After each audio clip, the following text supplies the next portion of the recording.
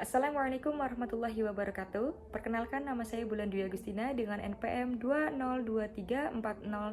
20234064055127. Di sini saya akan membuat video untuk memenuhi tugas mata kuliah media pembelajaran berbasis ICT dengan materi yang akan saya bawa, yaitu adalah konsep dasar media pembelajaran. Jadi ada dua hal yang perlu diketahui untuk menjadi seorang guru. Yang pertama ada encoding. Apa itu encoding? Jadi seorang guru harus bisa memberikan materi kepada peserta didik dengan bahasa-bahasa yang disederhanakan dengan sesederhana mungkin, sehingga itu akan lebih mempermudah peserta didik untuk menerima dan juga menyerap materi yang telah disampaikan oleh guru tersebut. Nah, proses dari peserta didik itu menerima materi yang disampaikan oleh guru ini disebut dengan decoding. Nah, pembelajaran akan lebih efektif dan kelas akan menjadi interaktif apabila ada feedback, ada umpan balik, ada reaksi, dan juga respon dari peserta didik itu sendiri. Empat hal ini akan muncul dengan ditandai adanya tanya jawab dari peserta didik kepada guru yang menyampaikan materi tersebut.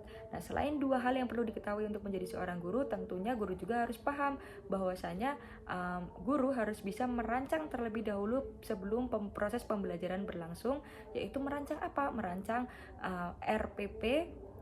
Untuk apa? Jadi RPP itu untuk lebih mempermudah seorang guru dalam mengajar nanti. Jadi pembelajaran itu akan lebih efektif dan terstruktur karena belajar itu adalah sesuatu hal yang direncana, dan seseorang yang dapat dikatakan belajar apabila adanya perubahan perilaku dalam diri seseorang.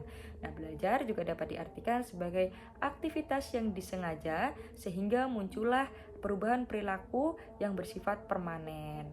Jadi ada tiga hal tujuan media pembelajaran bagi seorang guru. Yang pertama yaitu adalah mempermudah seorang guru dalam menyampaikan atau menyajikan materi yang akan diberikan kepada peserta didik. Jadi seorang guru itu kan harus mampu mengenali terlebih dahulu mengenai gaya belajar anak. Jadi gaya belajar anak itu kan banyak ya, ada auditori, ada visual, ada kinestetik, dan lain sebagainya. Nah, kalau seandainya di kelas tersebut anak-anak itu memiliki gaya belajar auditori dan visual, yaitu melihat dan mendengar, tentunya bagi seorang guru penting sekali untuk membawa media pembelajaran, yaitu video-video YouTube yang akan ditampilkan kepada peserta didik. Terus yang kedua yaitu adalah mengatasi keterbatasan ruang dan waktu untuk waktu-waktu yang terdahulu atau yang sudah lampau. Jadi kita tahu ya secara bersama-sama bahwasanya waktu itu kan tidak dapat diulang kembali. Jadi itu akan lebih mempermudah seorang guru dengan media pembelajaran tersebut untuk misalnya ketika seorang guru akan menjelaskan mengenai sejarah perjalanan kemerdekaan Indonesia, kan nggak mungkin kalau seorang guru itu harus membawakan sosok seorang pahlawan yang telah gugur di dalam kelas tersebut atau di dalam pembelajaran tersebut. Sehingga apa solusi terbaiknya? Yaitu dengan menampilkan video-video dari YouTube mengenai perjalanan Indonesia sebelum merdeka. Terus yang ketiga yaitu adalah media itu juga dapat membantu seorang guru untuk membawa semua hal ke dalam kelas. Jadi kan sebenarnya nggak semua hal itu bisa dibawa ke dalam kelas, tapi semua hal juga bisa dibawa ke dalam kelas ketika disederhanakan. Misalnya gunung, laut, gajah, itu kan tidak bisa dibawa ke dalam kelas. Tapi tiga hal ini bisa dibawa ke dalam kelas ketika disederhanakan. Karena peserta didik itu kan tidak bisa berpikir secara konkret ya. Jadi ketika kita, misal saya adalah seorang guru, terus saya akan memberikan materi tentang hewan, dan di sini saya akan berbicara mengenai gajah kepada peserta didik. Saya sudah menyampaikan sesederhana mungkin, atau mungkin saya buatkan lagu kepada peserta didik seperti gajah itu ya hidungnya panjang, telinga lebar, badannya besar.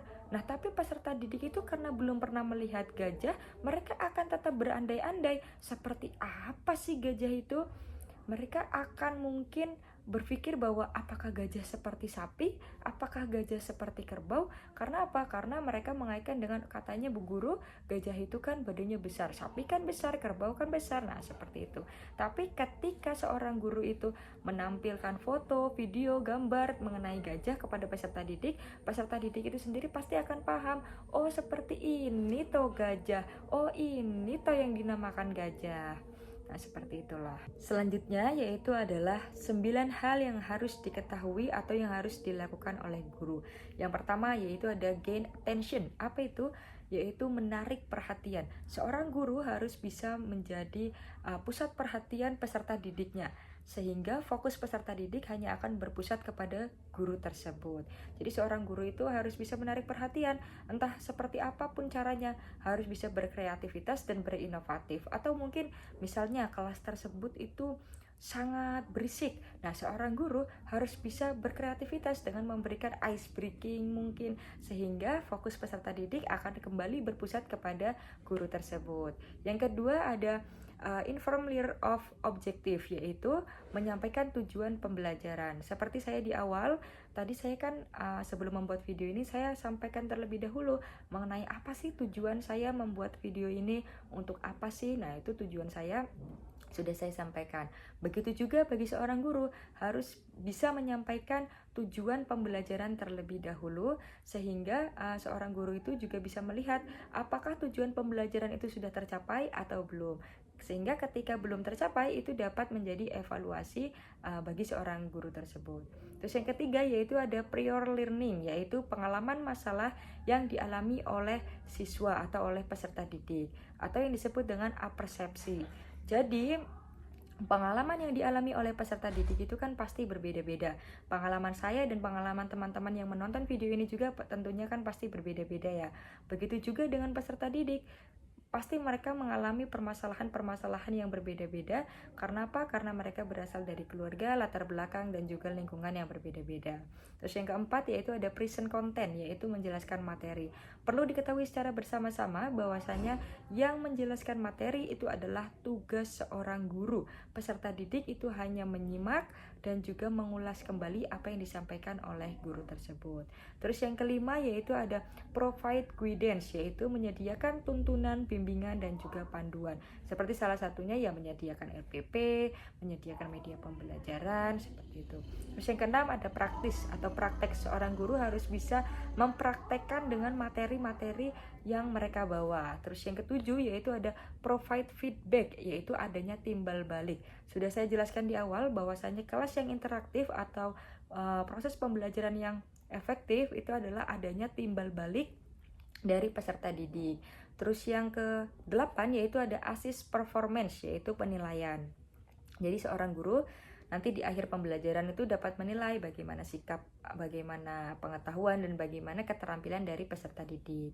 Terus yang ke-9 atau yang terakhir yaitu adalah enhance retention and transfer to the job, yaitu seorang guru itu harus bisa meningkatkan ketahanan dengan menghubungkan materi dalam dunia nyata.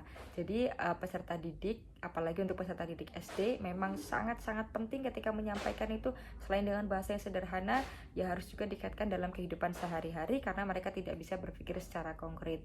Jadi ketika pembelajaran dikaitkan dengan kehidupan sehari-hari yang telah mereka alami, tentunya itu akan lebih mempermudah proses pembelajaran berlangsung. Mungkin itu saja yang dapat saya sampaikan, kurang lebihnya saya mohon maaf, kepada Allah saya mohon ampun. Wabillahi taufiq wal hidayah. Assalamualaikum warahmatullahi wabarakatuh.